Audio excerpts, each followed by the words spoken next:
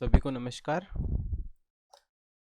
तुम लोगों ने एडमिशन लेटर वगैरह तो डाउनलोड कर लिए होंगे, पर एक और नया लिंक आया हुआ है अभी उसी पर, जहाँ से तुमने एडमिशन लेटर के लिए जब तुम अंदर गए थे, जो हमारी वेबसाइट है energy.rajasthan.gov.in पर रिक्वायरमेंट वाले पोर्शन में, वहाँ पे इन्फॉर्मेशन हैंडबुक डाली है इन्होंने, अभी अभी डाली है। ठीक है, तो इन्फॉर्मेशन हैंडबुक के अंदर क्या है, और आपको एग्ज़ाम देने जाने से पहले आपको ये वाला इन्फॉर्मेशन हैंडबुक ज़रूर ज़रूर से पढ़ के जाना चाहिए, क्योंकि इसमें बहुत सारी ऐसी चीज़ें हैं, जैसे कि क्या तुम्हें पता था कि तुम्हें पेन के साथ में एक स्टैम्प पैड भी लेके जाना है ना? तो ये चीज़ें अगर तुमको नहीं पता है तुम्हें क्या क्या लेके जाना है, ये चीज़ें नहीं पता है, आइरिस स्कैन होगा तुम्हारा कैसे होगा, वो सारी चीज़ें अगर तुमको नहीं पता है तो तुम्हें ये इन्फॉर्मेशन हैंडबुक ज़रूर ज़रूर से इन्होंने जो डाली है वो पढ़नी चाहिए। ठीक है, ये किसके लिए इन्होंने डाली, तो ये जूनियर इंजीनियर है ना, सबके लिए डाली है वैसे तो, पर ये मैकेनिकल, सिविल है ना, control, instrumentation, communication, okay, fire and safety और जूनियर केमिस्ट के एग्ज़ाम की वाली जो है वो मैं पढ़ रहा हूँ। ओके, इसके अंदर सबसे पहले इन्होंने दिया है हमको एग्ज़ाम का स्कीम। एग्ज़ाम का स्कीम एग्जैक्टली वैसा ही है जैसे पहले इन्होंने बताया था। उसके अंदर यही है कि भाई जो पहला पार्ट होगा, पार्ट ए, उसके अंदर 60 नंबर ऑफ क्वेश्चंस होंगे जो 120 नंबर के होंगे। इसका मतलब ये हुआ कि इसके अंदर दो क्वेश्चन, 2 नंबर का एक क्वेश्चन होगा। 2 नंबर के एक क्वेश्चन के अंदर 1/4 माइनस मार्किंग है। मतलब अगर तुम यहाँ पे गलत कर देते हो तो तुम्हारे जो सही मार्क्स हैं, सही क्वेश्चंस के जो मार्क्स हैं, उसमें से तुम्हारे आधे नंबर, मतलब 1/2 नंबर जो है वो कट जाएगा। ठीक है, पहली बात तो ये। दूसरी बात, पार्ट बी में क्या है, तो रीजनिंग और मेंटल एबिलिटी है। उसके अलावा जो जीके का पोर्शन है उसके अंदर एवरीडे साइंस भी उसी में इंक्लूड है। इसमें ज़्यादा पोर्शन जो है वो राजस्थान जीके का है, जो कि 36 नंबर का है। टोटल 48 नंबर के जीके का पोर्शन है, उसमें से 36 नंबर का केवल राजस्थान जीके है। इसमें ही करंट अफेयर्स भी इंक्लूड है। इसमें वर्ल्ड इंडिया का करंट अफेयर्स जो है वो 12 नंबर के क्वेश्चंस के अंदर आएगा। उसमें एवरीडे साइंस भी है। एवरीडे साइंस आप तुम मान करके चलना कि इसके अंदर 3 या 4 जो क्वेश्चंस हैं वो एवरीडे साइंस के आएंगे, जो तुम आसानी से कर लोगे। हिंदी, जनरल हिंदी 8 क्वेश्चन है। ओके, उसके अंदर जनरल इंग्लिश हो जाएगी 8 क्वेश्चंस, उसके हो जाएंगे मैथमेटिक्स के 8 क्वेश्चंस हो जाएंगे। ओके, तो ये आपको समझ में आ गई होगी स्कीम पूरी, कोई दिक्कत ही नहीं है इसके अंदर। हाँ, अब जो बार बार क्वेश्चन था कि भाई राजस्थान जीके जो है वो हिंदी में आएगी क्या, तो अब यहाँ पर आपको दे दिया है इन्होंने एग्जैक्टली लिख करके कि only English only except test of Hindi general. ठीक है, तो जो हिंदी हिंदी है उसका जो होगा वो केवल हिंदी में आएगा, बाकी पूरा टेस्ट जो है वो आपका इंग्लिश में ही आएगा। वो बीडी कल्ला जी ने बोला था ना कि हाँ बच्चों की मांग जायज़ है, और ये जो पेपर है वो हमारा हिंदी में आना चाहिए राजस्थान जीके का, तो ऐसा कुछ भी नहीं किया है, और उन्होंने वही किया है। सब पूरा पेपर इंग्लिश में है और जनरल हिंदी आएगी। ओके, वो हिंदी में आएगी।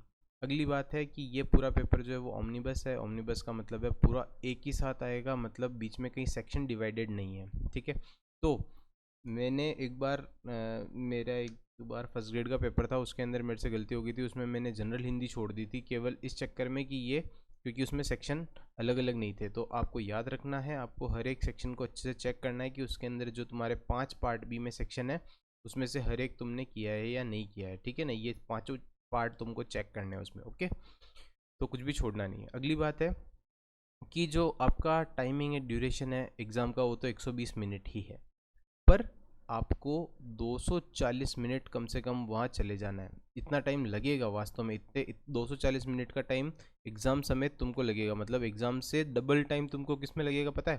तो यहाँ देखो ये दे रहा है, एक तो आपका आइरिस स्कैन होगा।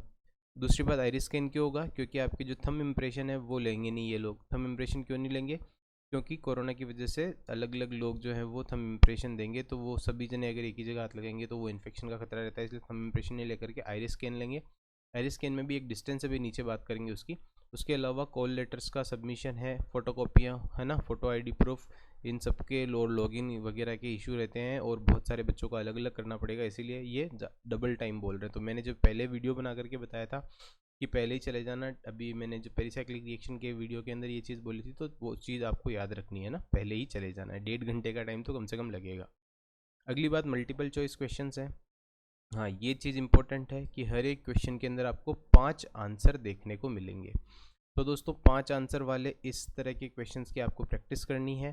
तो आज से मतलब 25 तारीख से ही, आज शाम से ही एक पेपर तो आज ही हो जाएगा। उसके अलावा 6 टेस्ट पेपर थे, 6 प्रैक्टिस सेट्स हम लोगों ने चला रखे हैं। तो आप लोग टेलीग्राम पर जा कर के किस तरह से प्रैक्टिस सेट्स ले सकते हैं पूरे एग्ज़ाम के, सेम इसी पैटर्न पर आधारित, तो वो आप लोग ले सकते हैं और हमारे साथ में जुड़ सकते हैं। दूसरी बात बता दिया, 1/4 माइनस मार्किंग है, ये बात हम लोगों ने कर ही ली है। टेलीग्राम का लिंक हमारे इसी नीचे दिया हुआ है, वहाँ पर जा कर के लिख सकते हैं। अगर आपसे टेलीग्राम पे ज्वाइन नहीं कर पा रहे हैं तो मुझे कमेंट करिएगा, मैं कमेंट में भी आपको उसका लिंक शेयर कर दूंगा, ठीक है। दूसरी बात देखो, यहाँ पे ये जूनियर इंजीनियर के क्वेश्चंस दे रखे हैं कि किस तरह के क्वेश्चंस का पैटर्न आने वाला है, सिविल के क्वेश्चंस का, है ना, कंट्रोल इंस्ट्रूमेंटेशन का, फायर एंड सेफ्टी का, ये सब दे रखा है। जूनियर केमिस्ट का ये देखो एक क्वेश्चन दे रखा है कि इस तरह का क्वेश्चन जो है वो आपको एग्ज़ाम में देखने को मिलेंगे। तो ये देखो, आप लेगिनियर डिजीज़ पूछिए आपने कि इसके बारे में क्या आपको ट्रू लगता है, तो ये वाला क्वेश्चन जो है वो आपको इस तरह के क्वेश्चन आने चाहिए, है ना। लाइक जैसे इसके अंदर ये pneumonia development, okay, characteristic pneumonia development, ये वाला जैसे इसमें सही हो सकता है।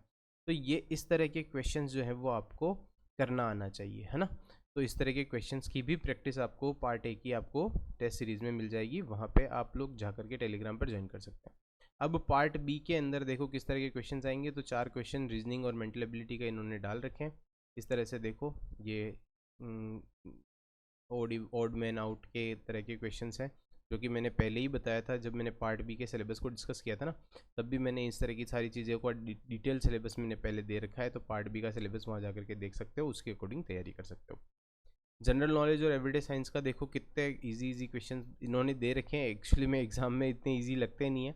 जैसे देखो, लेक पैलेस कहाँ पर है ना, इस तरह से बर्ड सेंचुरी कहाँ पर है, कहाँ की फेमस है, और ये अपना गांव अपना काम योजना, ये कोई योजना वाले जो क्वेश्चंस दिए थे मैंने राजस्थान के, उनके अंदर है करंट अफेयर जो पूरा मैंने प्रोवाइड कर रखा है, उसके अंदर से खूब क्वेश्चन आने वाले हैं, आप लोग पूरा उनको रट लेना अच्छे से, ठीक है।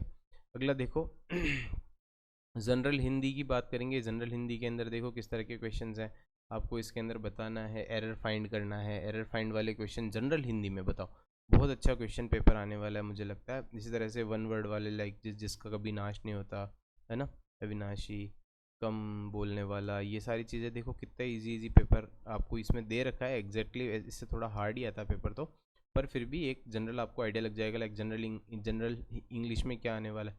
तो जनरल इंग्लिश में पिछली बार तो हमारे पैराग्राफ आया था, पर इस बार क्या क्या आने वाला है तो देखो, यहाँ पर देखो, this is a test to see how well you know English. Your English language ability would be tested through questions on grammar, vocabulary, synonyms, antonyms, है ना, sentence completion, comprehensive of the passages. देख लो, मैं हमारे ये आया था comprehensive of the passages.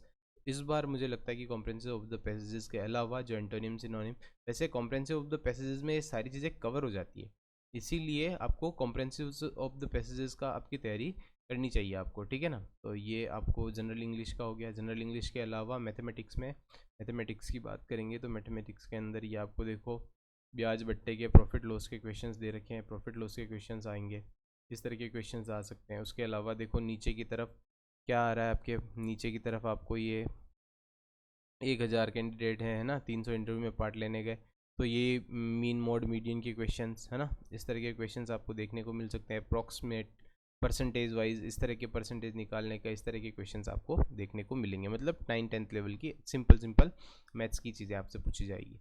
उसके अलावा और क्या है ऑनलाइन एग्ज़ाम में, ये पता ही है आपको, है ना, सारा जो एग्ज़ाम है वो इंग्लिश में है, हिंदी को छोड़ के, ये भी आपको पता है। हाँ, अब जिन लोगों ने ऑनलाइन एग्ज़ाम नहीं दे रखा है वो लोग ये चीज़ें आराम से पढ़ लेना, तीसरा चौथा पांचवा छठा पॉइंट कि किसके अंदर क्या होता है, सेव नेक्स्ट टू कैसे किया जाता है। कई बार मैंने पिछली एग्ज़ाम में भी देखा था कि, और कई एग्ज़ाम में भी देखता हूँ कि बच्चों को बहुत प्रॉब्लम आती है। तो आप लोग प्रैक्टिस आपके लिए बहुत ज़रूरी है, और प्रैक्टिस आपकी कब होगी, जब आप ऑनलाइन एग्ज़ाम दोगे। वो तो ऑनलाइन एग्ज़ाम हम लोग कंडक्ट करा रहे हैं, उसमें ज़रूर आप पार्ट लेना।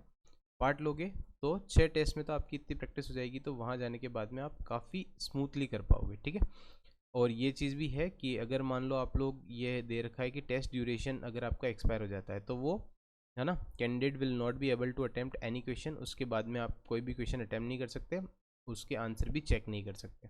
और answers of the candidate would be saved automatically, answer अपने आप सेव किए जाएंगे कंप्यूटर सिस्टम के द्वारा, ठीक है। सबमिट बटन पर क्लिक नहीं भी किया है तो भी वो अपने आप कर लेगा। दूसरी बात, जो कैंडिडेट है, ये लिखा हुआ है candidate will not be allowed to finally submit unless they have exhaust the actual test time. Test time, actual test time के बाद में फाइनल सबमिट नहीं करने दिया जाएगा, ठीक है। तो वो होता भी नहीं है वैसे भी। ओके, तो ये सारी चीज़ें समझ में आएगी होगी आपको। आगे बात कर लेते हैं, देखो पहले या बाद में नहीं दिया जाएगा। और बात करें जनरल इंस्ट्रक्शंस की, क्या क्या आपको चीज़ें लेकर के जानी है, क्या करना पड़ेगा वहाँ पे। तो बाकी सारी चीज़ें तो सारे एग्जाम्स में सेम ही होती है। इसके अंदर देखो, एक तो कैलकुलेटर वगैरह यूज़ नहीं करते, बुक्स नोटबुक कुछ भी नहीं लिया जाएगा, किसी भी चीटिंग वीटिंग करने के इलेक्ट्रॉनिक आइटम कुछ भी नहीं दिए जाएंगे, है ना। तो नहीं दिए जाएंगे मतलब आपको नहीं लेके जाना है। दूसरी बात होगी, after Aarogya Setu status display at every gate, candidate will be required to switch off their mobile phones and deposit to the designated location.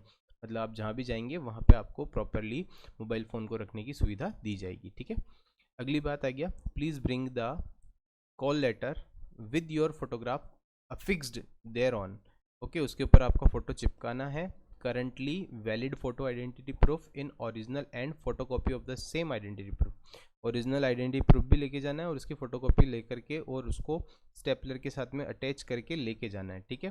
तो कॉल लेटर ले जाना है, उसके साथ में आपको आइडेंटिटी प्रूफ की फोटोकॉपी उसके साथ अटैच करनी है, कॉल लेटर के ऊपर फोटो चिपकाना है और उसको लेकर के जाना है।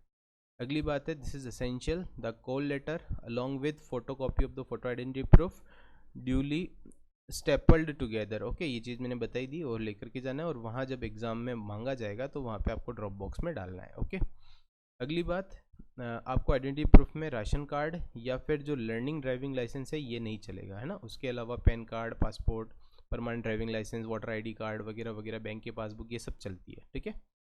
अच्छा, अगर ये सब चीज़ें नहीं हो तो गेजेटेड ऑफिसर से साइन करा करके और आप अपने आइडेंटिटी प्रूफ जो मार्केट में मिलता है उस पर गेजेटेड ऑफिसर का साइन करा के वो भी ले जा सकते हैं।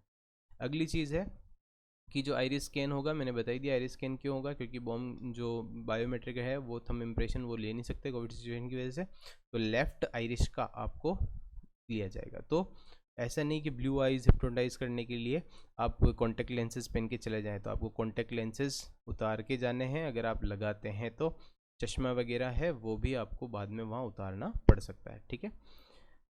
अगली बात करते हैं, candidate detect pattern of the similar. हाँ, जो आपको एक है ना आंसर की दी जाएगी, मतलब एक खाली पेपर दिया जाएगा। खाली पेपर के ऊपर आप क्वेश्चंस जो है वो अटेम्प्ट करोगे, और अटेम्प्ट करने के बाद में मतलब उसके ऊपर जैसे आप रफ वर्क करोगे तो रफ वर्क को मैच भी किया जाता है बाद में, याद रखना।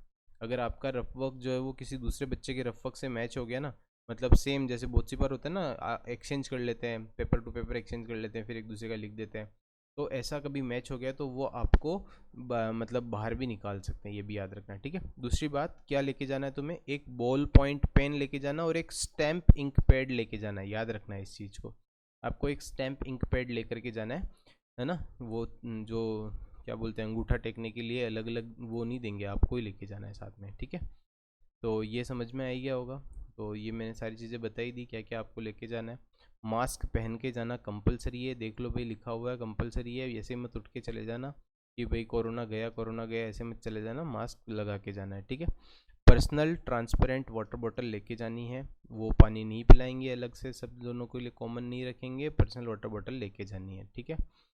तो ये सारी चीज़ें हैं दोस्तों। उसके अलावा तो बाकी सब वही है जो सब दूसरे एग्ज़ाम्स के अंदर होता है, मैंने पूरा पढ़ा है, ऐसा कुछ एक्स्ट्रा है नहीं। पोस्ट एग्ज़ाम देख लो, जब एग्ज़ाम ख़त्म हो जाएगा तो उसके बाद वापस आइरिस वेरिफिकेशन होगा और एक एक बच्चे को भेजा जाएगा, ठीक है। तो उनका सहयोग करें और शांति बनाए रखें, ठीक है।